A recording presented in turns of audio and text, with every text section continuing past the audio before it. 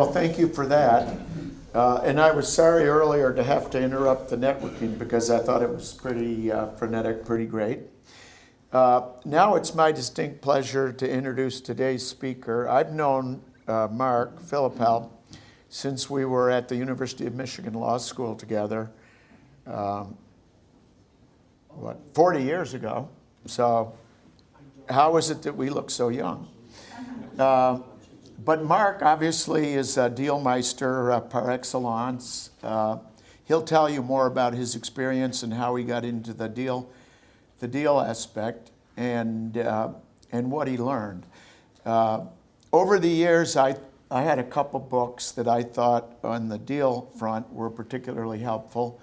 One was called Anatomy of a Merger, and the other one was called Getting to Yes. And Mark's book, Mergers and Acquisitions Playbook, Lessons from the Middle Market, is right up there with those. It is an excellent book that anybody involved in M&A should keep right by their, not by their bedside necessarily, but by their desk. So let me, without further ado, let me introduce today's speaker, Mark Filippell. Thank you. Great. You know, do I need to use this, or I can just speak up? You can just speak up. I'll just speak up. So if you'd click it off here so it doesn't reverberate. Nice to be here. Thank you. And I am honored that you folks would all think that I had anything worthwhile hearing. The spark of this, I did write a book about mergers and acquisitions. The royalties are the sweetest money I ever get. I have some copies here for people who might be interested. And against all M&A logic, we'll be happy to share them. We've sold about 50,000 copies, so if another half dozen out to friends, that'll work out. I notice a lot of you kind of feel uncomfortable because you're out of place and you're not dressed properly, and I want to allay your concerns. First of all, I know you feel awkward because you don't have on a Michigan hat, so I will take off the Michigan hat so that you don't have to feel awkward. And I know I can see a lot of you feel very out of place because you're not wearing ties, and I don't want you to feel out of place anymore. So I will.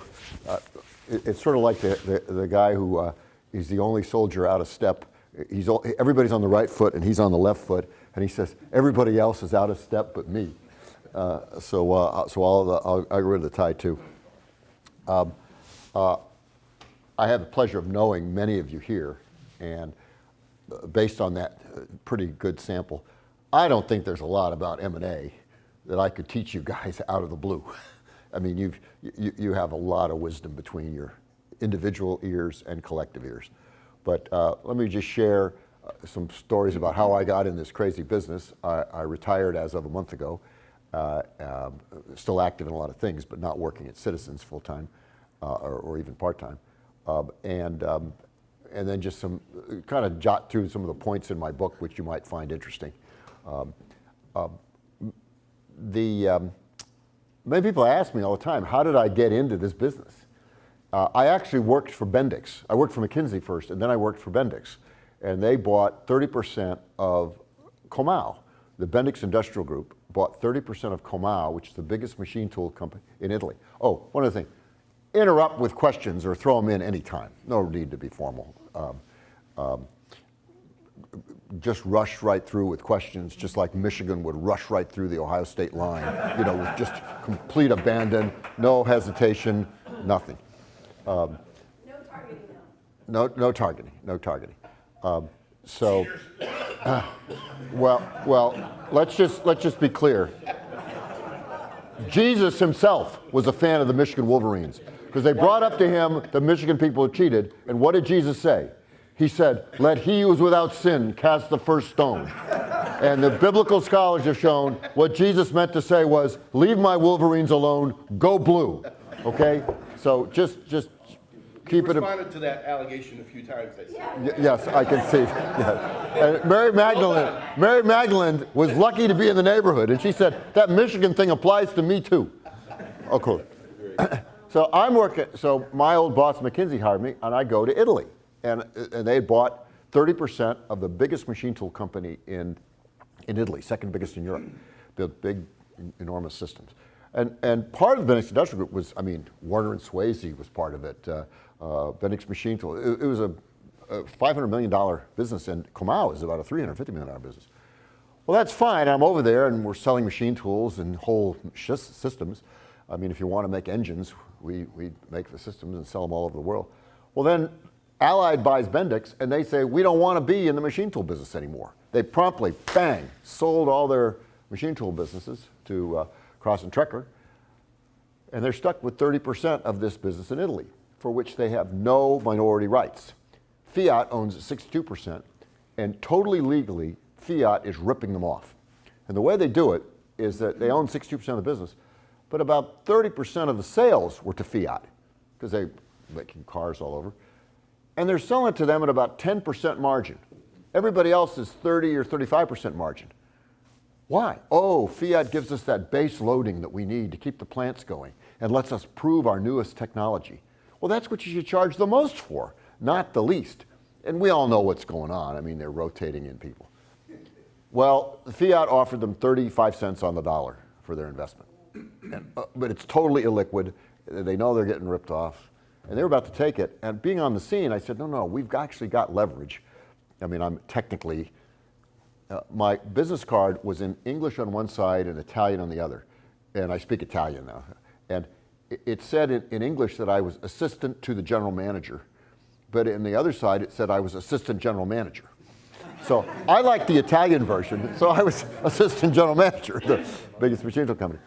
And I said, everything we sell technically goes to something called Bendix Comau in North America, goes to Bendix Comau production system, of which we control 95%, and then that goes to the customer. And it's just for a tax reason, export-import bank, da-da-da. I said, all we have to say is, you either deal square with us, or we're going to cancel all the contracts. And it's 40% of the backlog. And in Italy, you can't even lay people off under the union contract unless you're going insolvent. And Bendix said, Allied said, we can't do that, it hurts the company. We said, yes, but it's a little footnote for Allied, and here's the cover of the Fiat annual report, and it's Comau robot, and it's Fiat, the future of technology. This would be a terrible embarrassment for them. It'll hurt them 100 times more than it hurts us. Well, we did that, and there was a lot of kicking and screaming, and after 2 weeks, and they said, okay, we'll do it. You'll get your full value, your 45 billion lira, which was our investment. But you get it in 2 years. You get your dividends in the meantime, but you fully cooperate with us on everything. We said, fine, that's good. So wham, one of the best deals I ever did, and I wasn't even in the business yet, because we went from getting 35 cents to getting 100 cents on the dollar.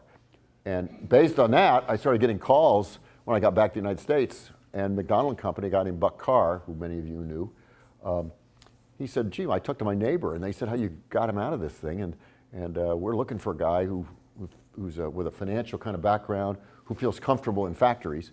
Well, when you're in the machine tool business, you're in factories all day long. So, boom, that's how I joined McDonald in August of 2004.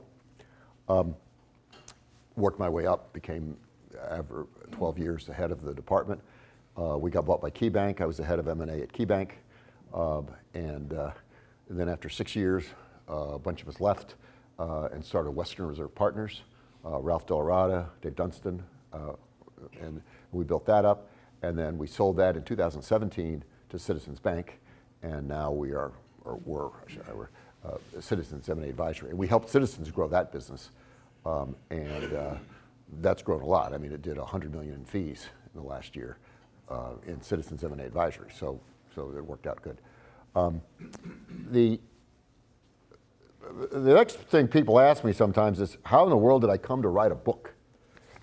I never thought I would be an author of a book. And never mind one that sold, we're cutting close to 50,000 copies. How does that happen? And I work mostly with manufacturing companies. And back about 15 years ago, I sold a company in Sharon, Pennsylvania called Sharon Custom Metal Forming. And they do roll forming. Everybody knows what roll forming is? It's basically as if you're making a tube, but you don't weld it. It leaves it open. Guardrail is roll form. But they were very good at, they're pretty good at roll forming, but fantastic at marketing. Only about 10% of their revenues was automotive, and that was little specialty niches. They were making rails to hold torpedoes on submarines. They were making medical carts. They were making for construction. Really neat little applications and very successful. So we sell the company, and the chairman of the company, who was kind of the executive chairman, was a guy, Frank Evans, in Sharon, Pennsylvania. He has a accounting firm, did a lot of business valuation. And he pulls me aside after, and he says, you know, I've written a book about business valuation, and it's worked out real well, and I want to do another printing with Wiley Publishers. But they say I need to add something different. And he says, you could put in real world stories illustrating how these business valuation principles work. Well, okay, maybe that's interesting. So I look at the old book, we get on the phone with the editors and the publishers and all at Wiley, which is big. They're either the biggest or the second biggest publisher in the country. And the problem was, his stuff was, oh, if you're doing evaluation for estate tax purposes, here's what the percentages of discount rates you use, which will satisfy the IRS when you're dealing with that. Or, oh, if you're dealing with a small business and you have to satisfy some tax issue, here's how you value. I don't think that way. I mean, I'm thinking what's it worth, not how to satisfy them. And I said, it's like you're playing classical music and I'm doing jazz. I just can't get the two to work together. I said, it's not the way I would write a book. Thank you. Okay. 2 weeks later, the publisher, he's an associate publisher there, calls me up and says, well, if you wrote a book, how would you write it? And I said, I'd write it like Mark McCormick's book, which was everything they don't teach you at Harvard Business School. You remember, this was a popular book in the 70s, where he just told all these stories about when he was building up IMG, and then he'd give anecdotes about it. I said, I do it that way. He said, we might be interested. Why don't you write us up a proposal? Oh. So I got a dozen books or so on M&A process, kind of skimmed through them, saw what they were. And then I got his book, and then I wrote an outline, what it would be. I think I spent a day on it. And I sent it off to him, and I didn't think about it.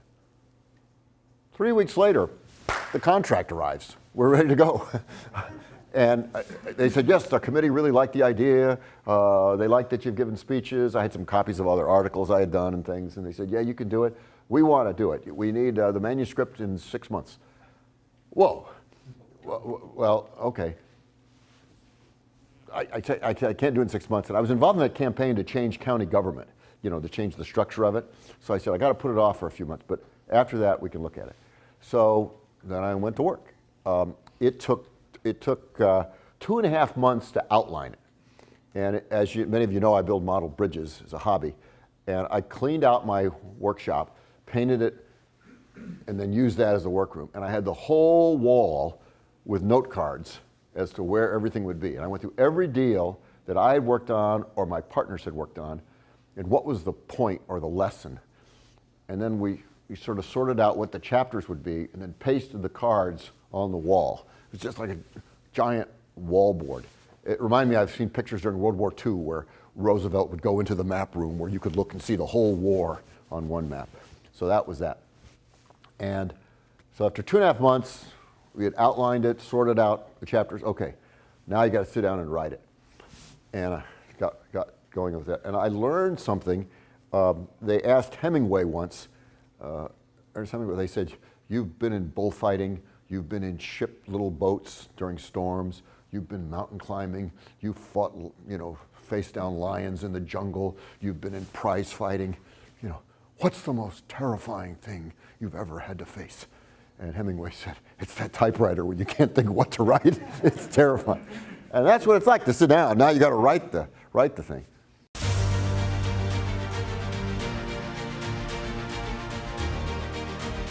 I'm Ben Calkins. I founded Calkins Law Firm 10 years ago. But the idea of launching a business law boutique occurred to me decades earlier when one of my very first clients told me that I was the only attorney he had ever met who had done what he said, when he said, and for how much he said. When I heard that, I told myself that one day I would launch a law firm that would do what it said, when it's said, and for how much it's said, always. Why hire Calkins Law Firm? Quite simply, we offer highly educated, top-rated attorneys with vast expertise and deep experience on a cost-effective and responsive basis. Our secret sauce is that we truly serve and endeavor to delight all of our clients. Our commitment to our clients includes empathy, expertise, experience, and enthusiasm, along with unparalleled ethics. Calkins Law Firm, client-focused and results-driven. Yes. Did you use AI for prompts? AI didn't exist yet. This was 2009, 2010. There was no AI. How many deals? How many deals? How many deals did you about when you got on the board? I've done about 140 deals in my life. At the time, I had done about 123, we figured. We ended up using about 90 of them. But using a story from this one. And then I had to be careful. Sometimes you'd have a deal, you refer to it in chapter 3, and then in chapter 11, you do the same deal. And editors would catch that and say, you use the same story. I didn't use the names of the companies, but so I had to sort of balance that out. About 10 additional deals were ones my partners had done, which just illustrated a particular point. But there's no point in highlighting a deal, which is just a garden variety deal. Something had to have happened that illustrated a point. But when you've been around this, when I started in this business, I had hair so thick the barbers used to joke that they had to sharpen their shears after I was done. They were done with me. So, you know, I'd seen a lot of deals, but making that wall to illustrate the various points, that was the key. Question? Yeah. What's your favorite deal? Well, that's like asking, what's my favorite child? Come on. My favorite deal is the one I just finished. Before I retired, and this was announced, I mean, it's public information, I was able to lead, I brought it in and led the sale and handled Layer 0 power systems, which is in Aurora. We sold it to Advent International. Layer 0 makes static transfer switches and power distribution units for data centers, and we sold that company for $1 billion. Wow. So that was a good way to end the, you know, yeah, it's like ending your career as a golfer with a hole-in-one on a par 4. So that's my favorite deal. But there are a lot of interesting special situations.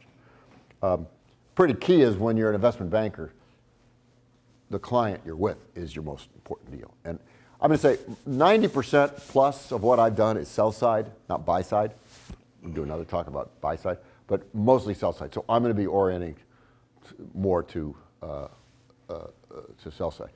On the buy side, I mean helping the people at Morrison Products when they acquired a business that made fans from Johnson Controls. That was very satisfying. But that's a buy-side deal, not a sell-side deal. So, yeah. Can you talk about deals that ultimately didn't work and lessons learned from there? Any takeaways? On the sell side, it is frustrating because we have to go out and, you know, you're proposing, what do you think you can get for this business, for our business? And we give it our best estimate. Sometimes the markets just don't cooperate, the company doesn't do as well, and the deal doesn't work. And we get what the market price would be, but it's not enough. And there's a whole bunch of those. And sometimes they're smart not to take it, and we say, why don't you wait a year or two, get some things changed? And other times, damn, they should take it.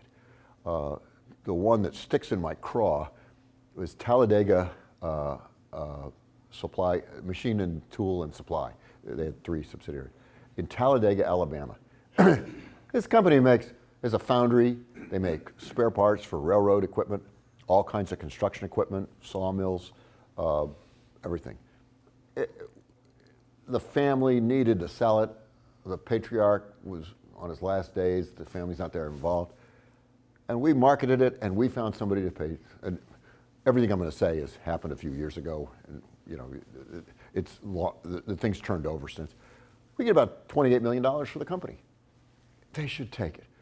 Oh, but their advisor at a big firm said that the money, if they put it into a money market fund, they won't be able to make the same profit as they're getting in the dividends. I said, yeah, but there's no risk in the money market.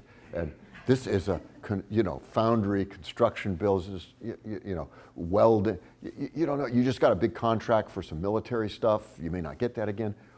Oh, but my broker says that the money market, we need to get like 50 million to get the same. They don't do it. 2 years later, they've lost the military contracts, and they liquidated it for about $4 million. Then they call me and say, oh, well, we'd like to sell after all to that buyer. Well, I'm sorry, you lost it. You've lost it. But tell your broker that there was risk in the whole thing. And I would say that's the frustrating one. I can tell lots of times when buyers were smart not to buy. Sometimes they, I'm going to buy, I got to buy. Back off.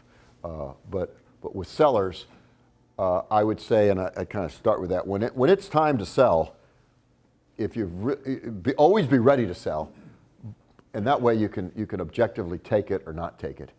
But when people are thinking about selling and they get a market price, time is not your friend. Probably it won't go up. Liquidity is such a precious thing, and people take it for granted. And that's. Never go broke taking it to the bank, do you? You never go broke taking it to the bank. Amen.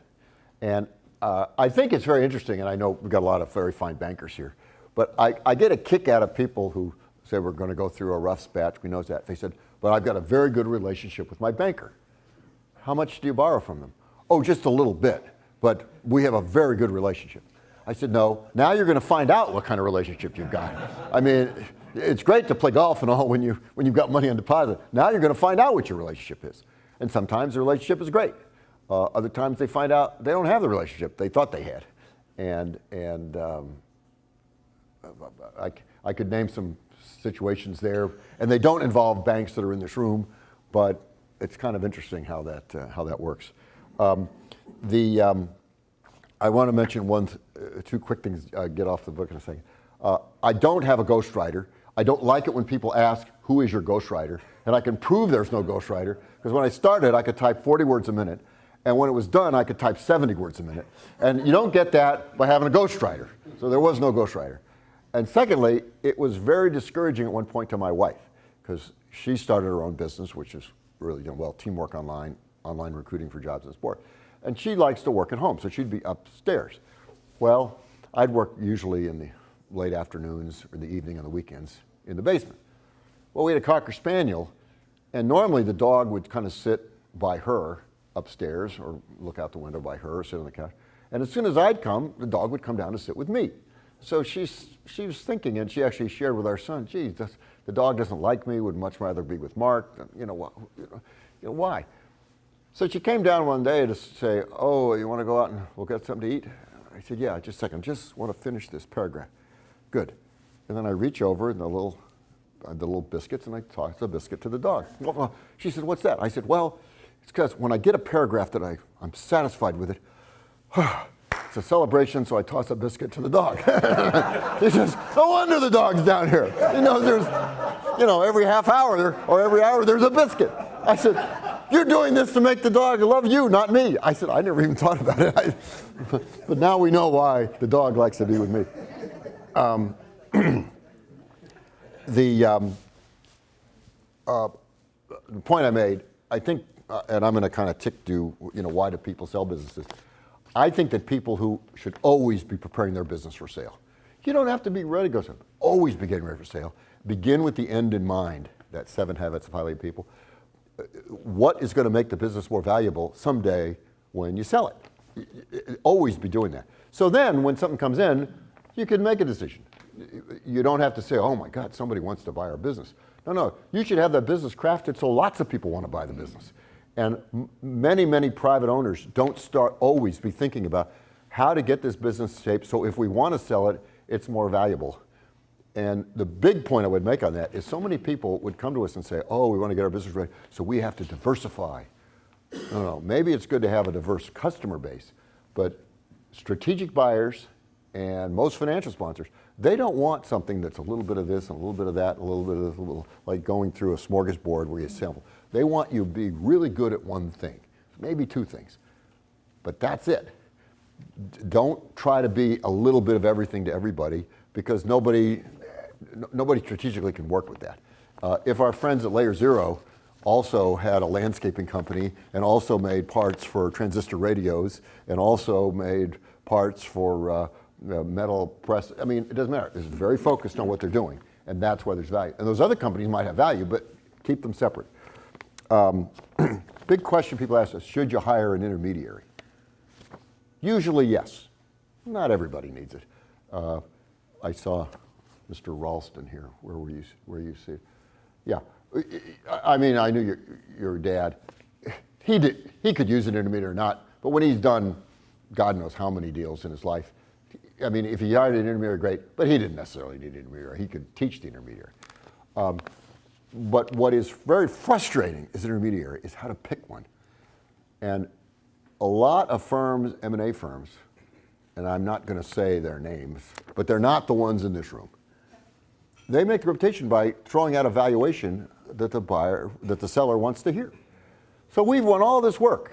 They don't say how they're going to get it, but if they think the business is worth $50 million, they'll say it's worth $70 million, and they're going to get 70. Well, then many times they'd say to us, well, I'm sorry, you said you could get 50, he'd get 70. How are they going to get 70? I don't know, they say they're going to get it. Well, then their philosophy is, and we know this and we've seen it, and people have left there and said, throw the big number. Once they get locked in, it takes a year to change. They got a tail, and they're in. And then they sell it, and if they get 50, great. But they just throw out a number. So it shouldn't, just don't go with it by who puts the number on it. Now, if they say how you're going to get the number, great. Years ago, Steve Haynes, who's relatively junior with us, we were selling a company, or this was way back at McDonald, and it was a scrap glass company. And it was in the flats. Mountains of glass. They're making windows, windshields, everything. Everybody's scrap glass they'd get.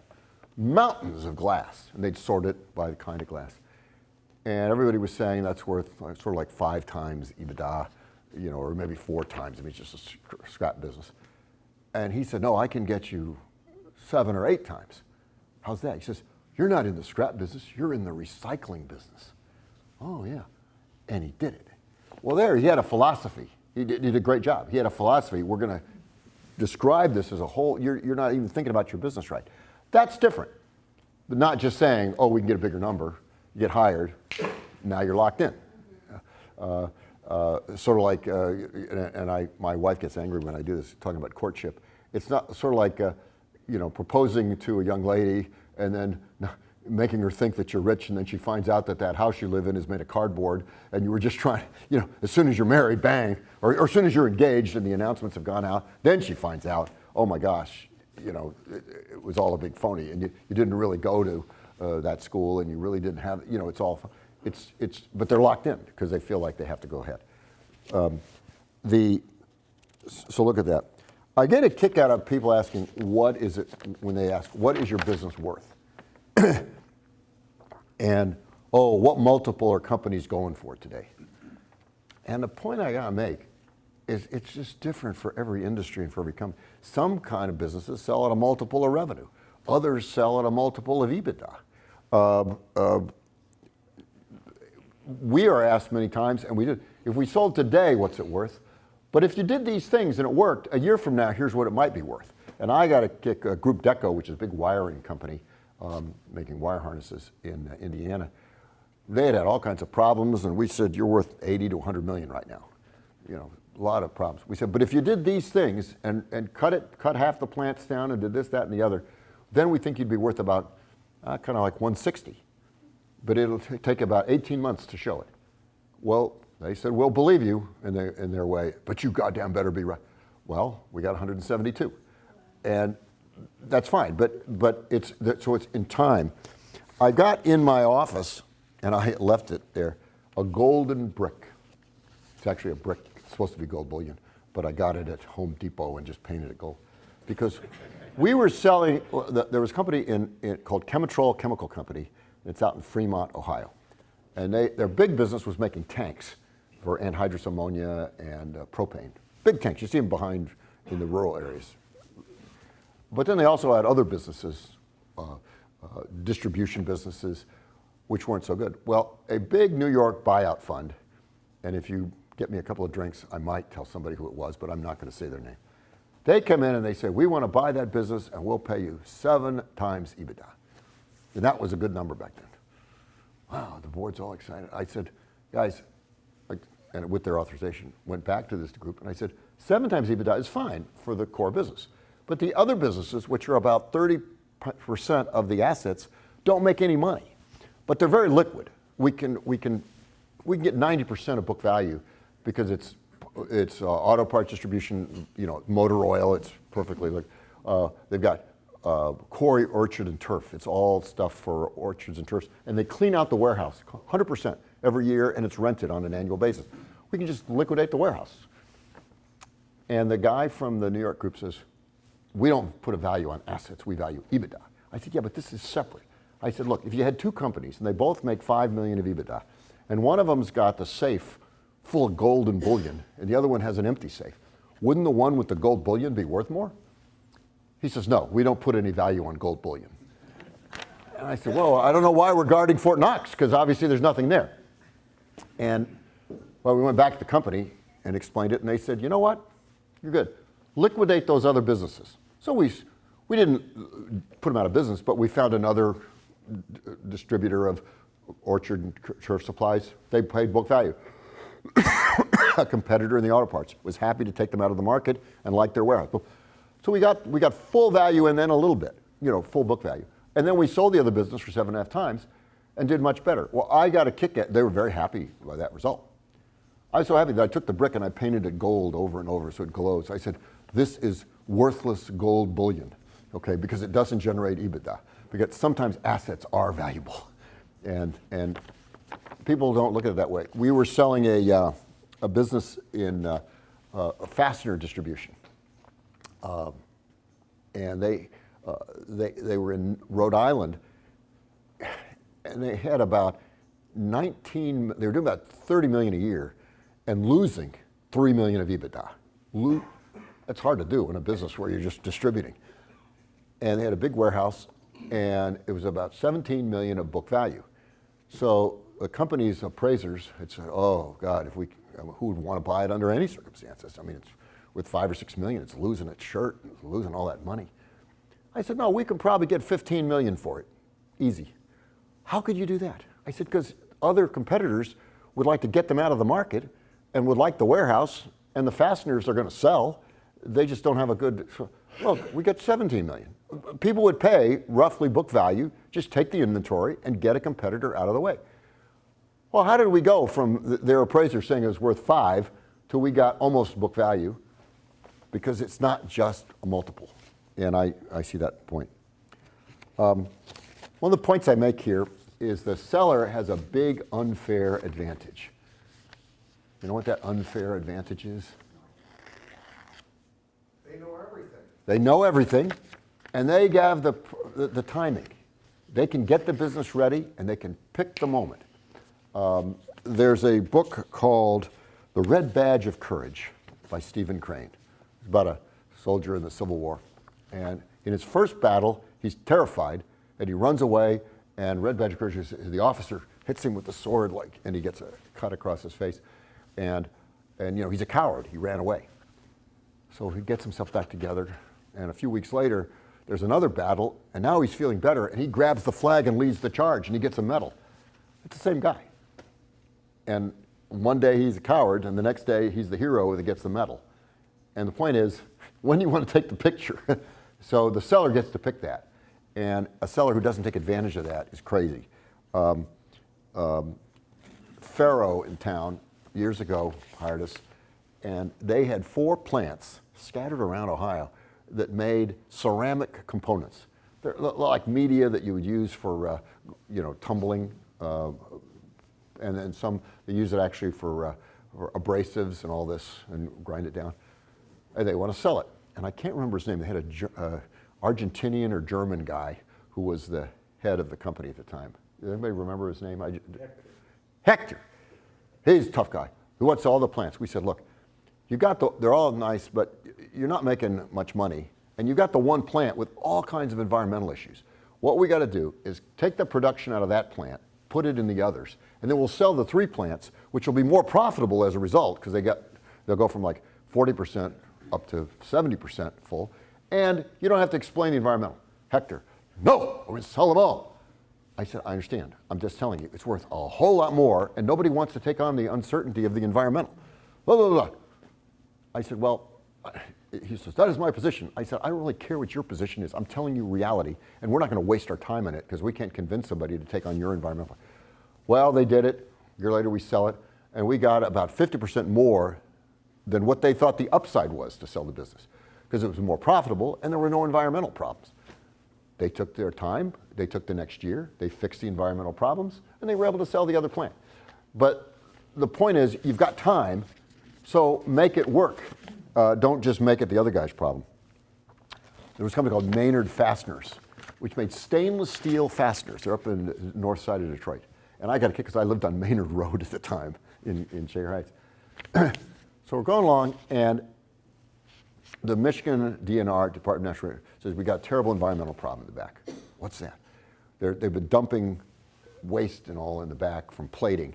So, it's going to be $3 million to fix the environmental problem. Oh my God. And buyers saying, well, we got to take that off the price and have an unlimited reserve. They said, forget it. We'll take care of it ourselves. So they found out they could scoop out the really bad dirt, send it to a hazardous waste landfill, pave the rest and make a parking lot. Total cost about $75,000, and they got a parking lot out of it. And the DNR came back and said, great, you did the right thing and remediated everything. Well, great. If you take time and solve the problems, it works great. I'm going to come back to that company later. The next chapter, we're in chapter 6 already, dealing with documents. You all know about memorandum and all. The biggest problem I see is the memorandum and the management presentation have to tie perfectly. So many people, they look like they're talking about 2 different things, and it's got to be completely in sync. Also, the data room and the closing documents, have drafts of those with the lawyers before you're even going to market. Because if you don't, you get somebody who's interested and you don't have the documents. You're going to need them anyway. The worst thing that can happen when we get into management presentation, which I'm going to get to, what's the worst thing that can happen in management presentation? Fumble.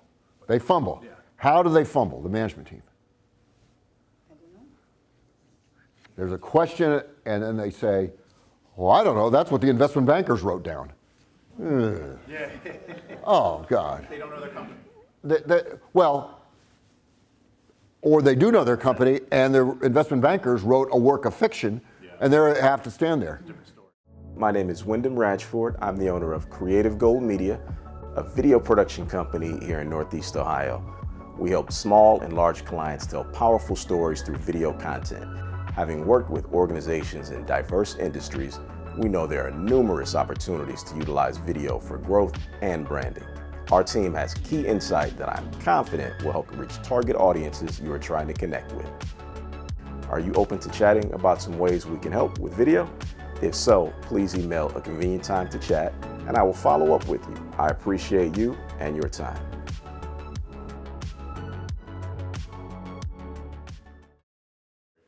So the management team has to be involved in writing the memo, has to be involved in writing the management, has to agree with it. And if they don't agree with it, don't force it. It's like trying to force food down somebody, they'll just throw up. They've got to agree with it and support it. And even if it's not as sexy as you'd like, they've got to be on board with it because it cannot be. And these times when the management teams have, and we've lived it, oh, that's just what the investment bankers wrote down. We're dead. We've just wasted everything. And so I would counsel people to look out for that. Who are the buyers? I always get a kick because people say to us, oh, who are your buyers? As if we've got a stable of buyers waiting to go. It's different every time. Every company, different buyers. And we put a list together. A couple of examples. Par Industries, down in Medina, they had a company called, and I think they're still there, all kinds of parts. They had a company we sold called Flexible Flyer down in Mississippi. And they make sleds, those flexible flyer sleds, swing sets, and spring horses where you can get on it and do it. They also made the tubes that you use in a lot of these things. Where are we going to find somebody who want that? Well, we said, wait a minute. There's Toy Fair, which is the big toy show, the annual toy show in New York coming up. We can go to Toy Fair and we'll see who's exhibiting there and get some ideas. Well, you can't go to Toy Fair unless you're a customer of these things. The public can't go to Toy Fair. So how are we going to go? So I got a hold of Bob Canner, who has a bunch of businesses, a real entrepreneur, and he owned a chain of 14 small department stores in little towns at the time. And I said, Bob, I need a favor. I need to be able to print up business cards that say I'm the leisure products buyer for your whatever his department store chain was called. He said, sure. And I said, I'm just going to need a phone number. Fortunately, there was no email address. So I want a phone number like that goes by your secretary. He says, we'll have her all set that if somebody calls, they'll say, oh yes, Mark Filippell, he's the leisure products buyer. We're entering that space. So I sign up, I show up at Toy Fair, leisure products buyer. Oh, great. Go through. Well, I find Roadmaster that makes the bicycles, and they're making plastic snow toys, we call them, but they're sleds. They're making spring horses that don't have springs, but have rubber band, kind of like rubber bands in them, and they've got a big exhibit. We're entering the swing set business. Here's what we're going to do. Well, later I could call them, and they said it was perfect, and they made a fantastic price, and it worked great, and it was all great. I'm getting all these calls from people who, I'm the leisure products buyer, but that's how that's how you find it, and you wouldn't know if you didn't go to the toy store. Mark? Yes. Talking about buyers, how often or how many times did you ultimately sell a company to a buyer that wasn't, in your top 10 or 20 target list? About 25% of the time. Maybe 20% of the time. All the time. In bankruptcies, we've done about 40 bankruptcies and foreclosures. We have people show up at or the day before call us and then show up at the hearing and make a bid and top the bid that was there. All the time. So when we say here are our best buyers, people come out of nowhere. But that's going to get into how many buyers do you go to. And I'm going to address that in just a second. But let me just, we sold the Robbins company that makes tunneling machines. Their equipment dug the tunnel. They're just down the street here in Solon. We just looked at everybody who was a big made construction equipment and tunneling machines. And somebody got a line on there's a Chinese company that makes tunneling machines. So we had to approach them. We found some people in Hong Kong who we had affiliated. They approached them and said that yes, they want to make an acquisition. Boom. That's how we do that. Capeco Paper Company, bankrupt paper mills. We had 60 days because they were going to hearing. We just called every paper mill in North America. And we found the Bass brothers owned a paper mill in Texas, and they wanted to build a plant in the Midwest. And here we were in Michigan, and they could buy us and be in business 2 years faster. Boom. I mean, just go to everybody. We were selling a West Coast fastener distributor for aerospace fasteners. And they got to keep it quiet that they're for sale because it's very, very bad if people find out. So what we did is we started calling all these fastener distributors saying, we're selling a Florida distributor of marine fasteners for boats and that kind of thing.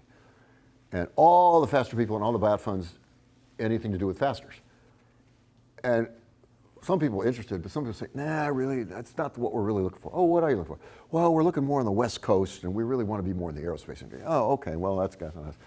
So when it was all done, we had half a dozen people who said, oh, we don't want that Florida marine, but we'd want something bigger and it more better on the West Coast and aerospace. So we call them back and they say, no, we told you, no, there never was a marine fastener. We needed to just talk to everybody, but not say what it was.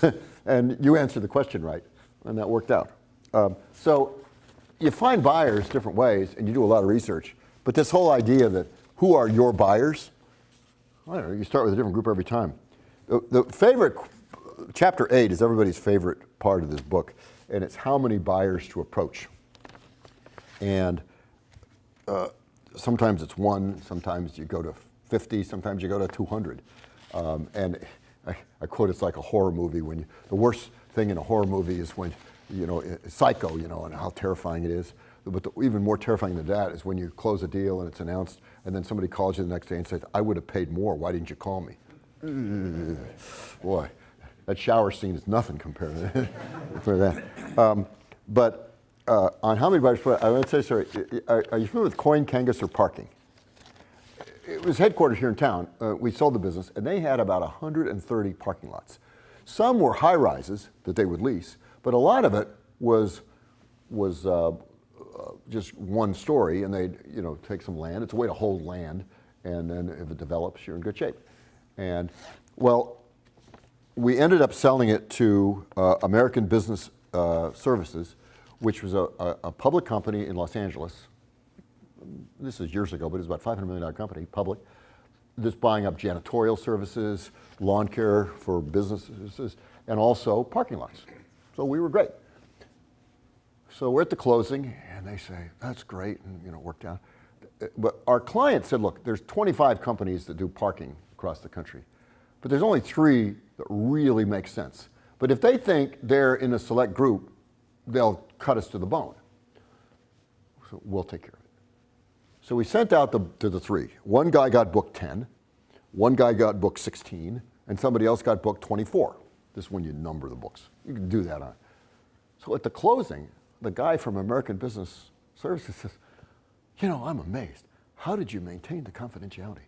We had booked 16, so we knew there were at least 16, 15 people. We were at the convention in Las Vegas. Not a word. Everybody's drinking, everybody's gossiping. Not a single word about the fact this company. Well, I said, we had a very tough confidentiality agreement, and people took it. He never knew that there were just 3 bidders because he got booked 16. So that very sensitive. How do you go to 3 people, but you make them, and they say, how many did you go to? Well, we went to 24 people. Oh, okay, so we told them. So that's very sensitive. But I'm going to say something. Not to disparage the otherwise impeccable reputation of investment bankers, but a lot of times when you see, we went to 200 buyers, sometimes that makes sense. Sometimes it's just how the investment banking firm advertises itself. That way they can say, look at all these books.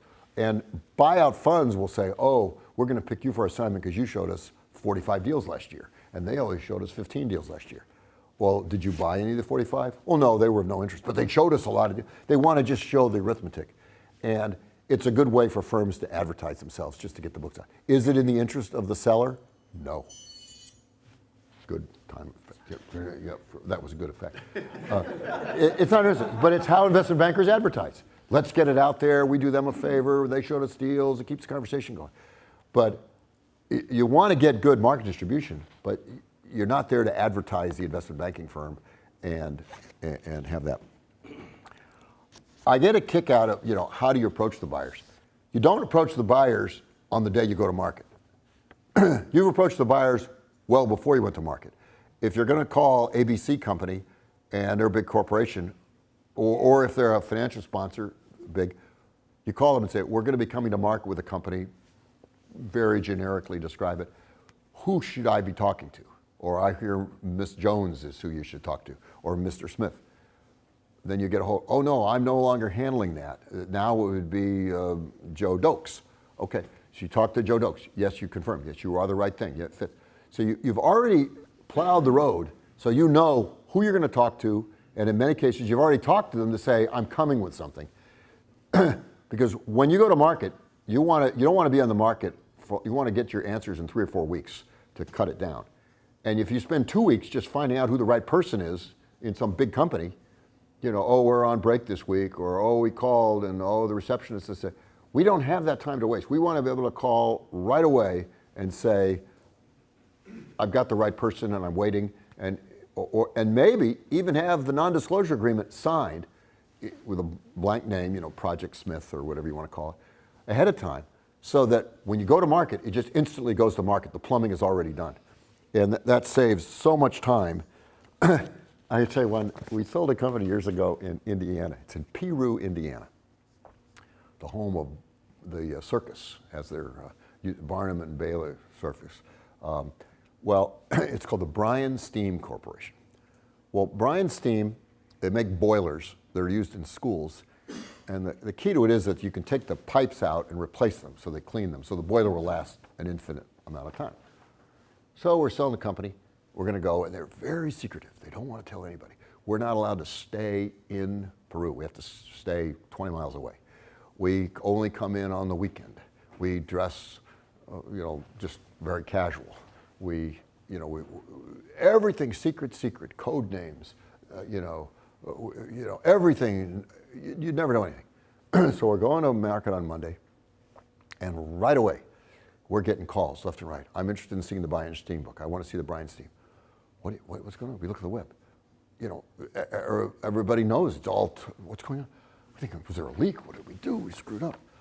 So I called the president of the company. I said, I don't know. I can't understand this. Everybody's talking about, all these other companies that make boilers and heating systems are calling us. They said, yeah, well, they saw the announcement. What announcement? Well, we announced the company's for sale. What happened? I thought we were going to be so confidential. It's code names, everything. He says, well, I felt I was being dishonest to my people, not telling them. So I went to see my minister, and he said, to got to get good with God, you've got to be honest with your people. So we had a big meeting on Friday, and we told everybody what's going on.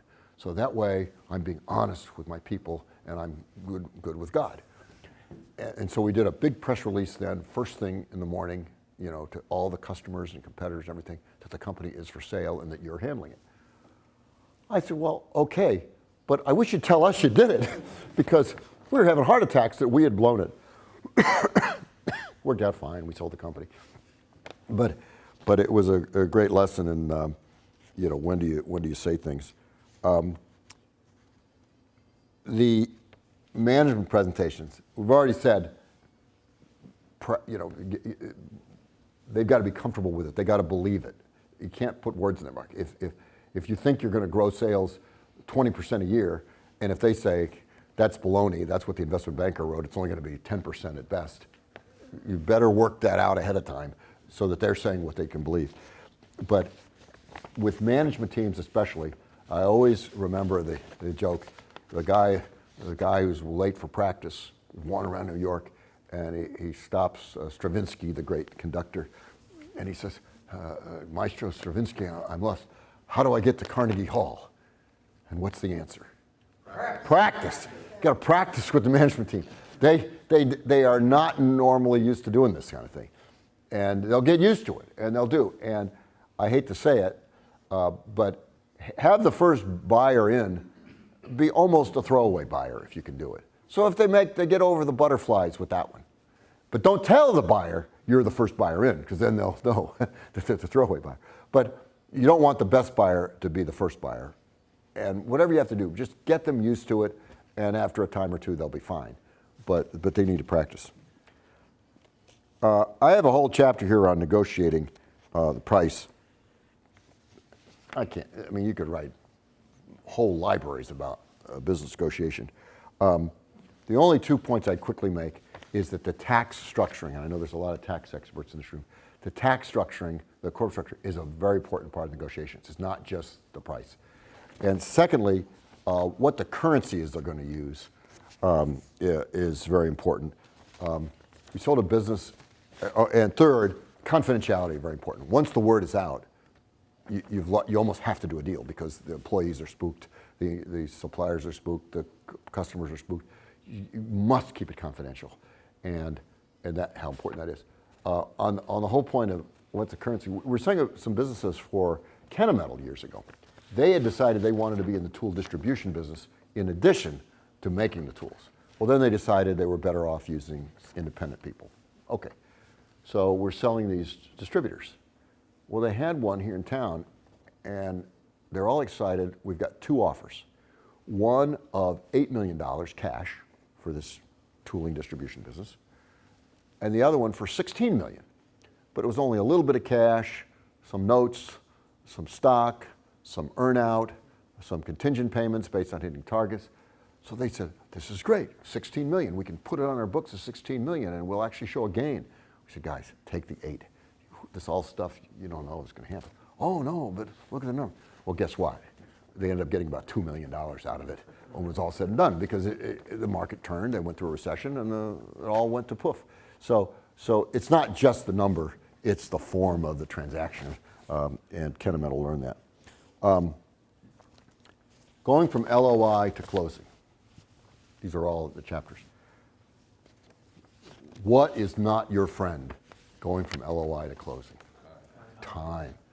And what we would do is have signposts. Okay, in the first week, you must resolve these issues, due diligence issues. The next week, we need the draft of the purchase agreement, we need, markup of this, and we need you to confirm.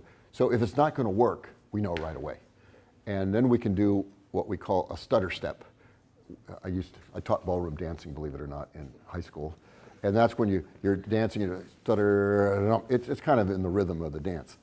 And because if it's not going to work, we want to know so fast that we can go to the number 2 bidder and we can say, we're sorry it took so long for us to make a decision. It was a big bridge to cross for our sellers, but they have decided now and they want to go with you.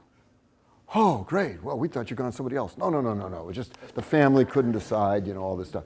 But if it takes 2 months, it's too late. It's too late. So we do that. And I will tell you, a lot of buyers have told us their whole philosophy is to stretch it out. Oh, well, we have to take our time and we're going to do all our due diligence and then we'll look at the purchase. I'm sorry, then you're not our buyer. We're going to give you a lot of information ahead of time. And I think the problem with some of these buyers is they've never studied astronomy.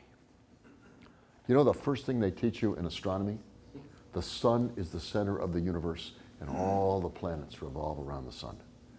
Some of these big buyers, big corporate buyers, and they think they're the center of the universe and that everything revolves around them. And so, I'm sorry, the sun is the center and you're not, and you better get used to it. That's where they're going to be. 2 more chapters, we're almost there.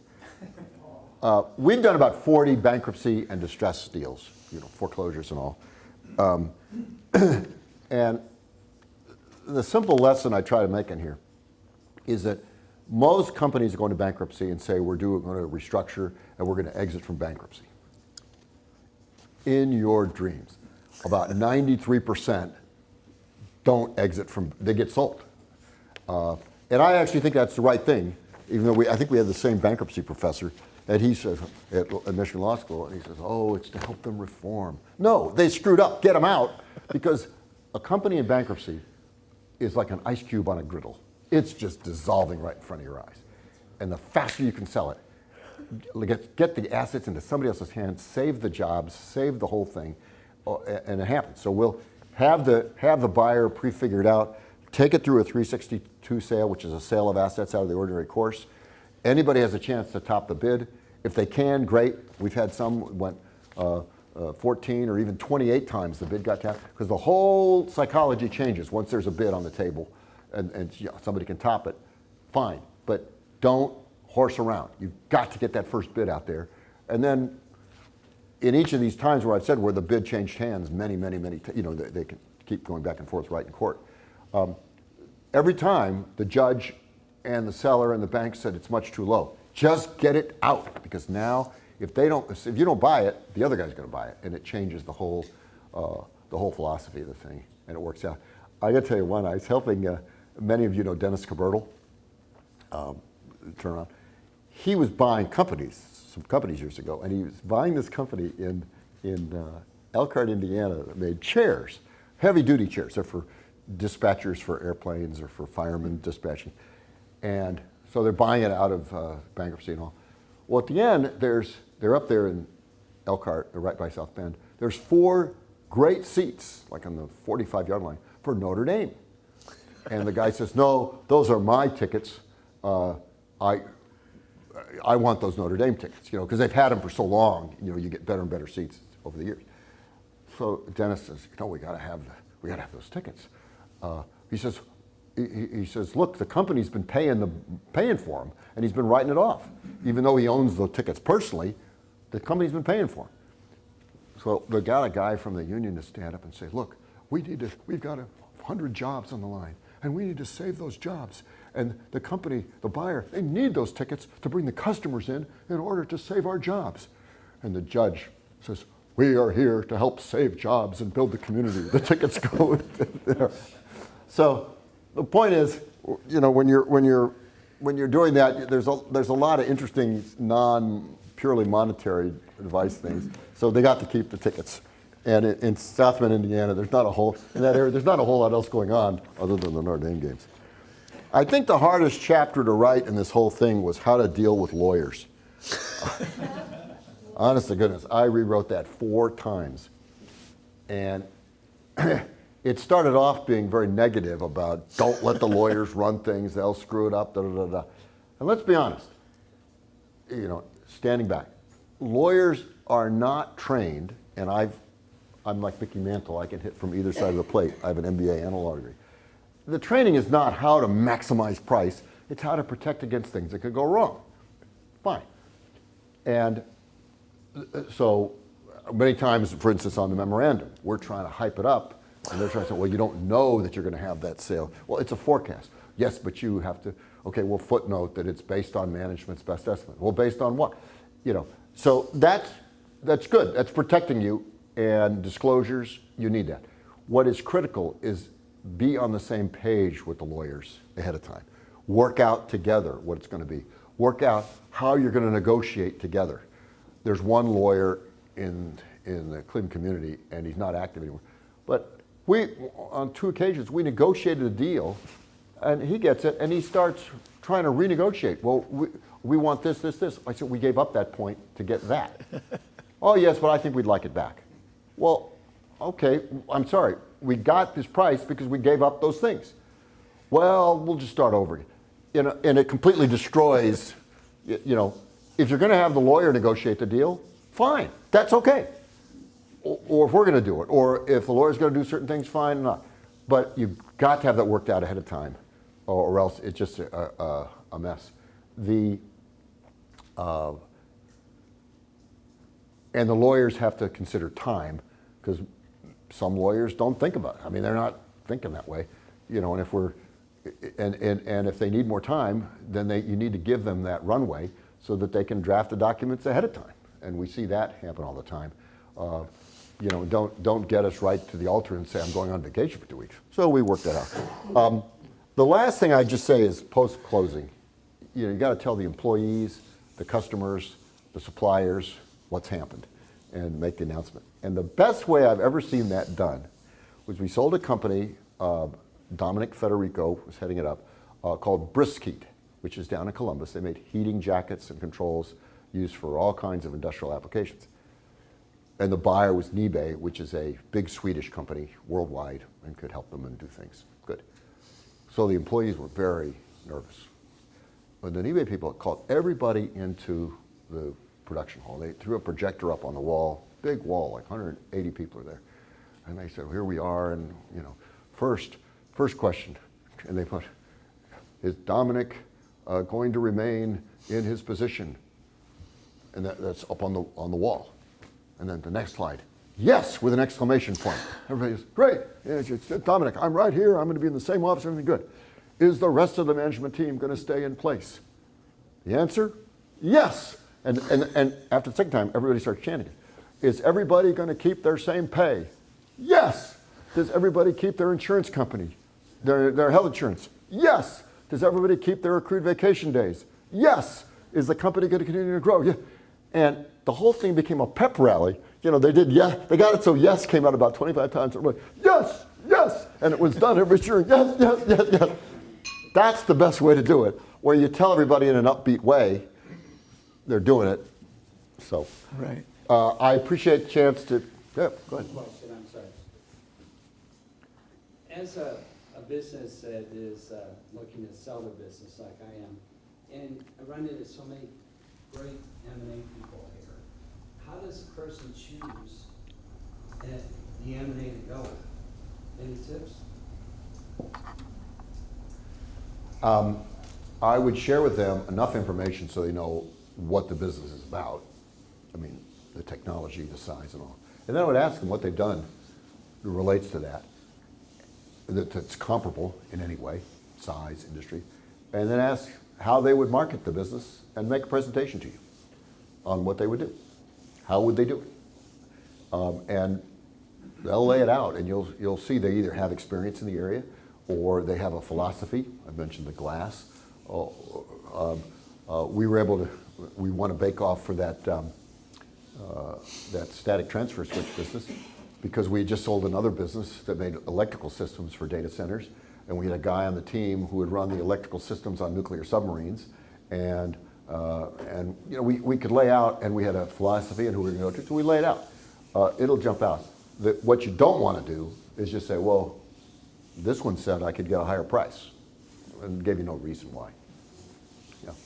Mark, there was a question last night at the Union Club when the Cranes event was honoring notable deal makers, including yourself, about what makes Cleveland unique and special in the M&A community. And your partner answered it a certain way. I'd like to know if you'd answer that any differently. There is a very deep group of M&A professionals, lawyers, investment bankers, commercial bankers, appraisers, people who do quality of earnings reports in Cleveland. Much more so than Pittsburgh or Detroit. Pittsburgh, Detroit, Buffalo, Columbus, Indianapolis, they come here just because it's a very rich environment. There's a lot of alternatives. So it just is part of our corporate heritage. Okay, well, Mark, will you stay around for a few minutes? Happy to. And if anybody has an interest, if you ask me real nice, and if you agree to put on the Michigan hat for just a minute, I will share with you a copy of my book. And here we are. See, go blue. What do you do like this? Okay. Okay, well, let's have a round of applause for Mark.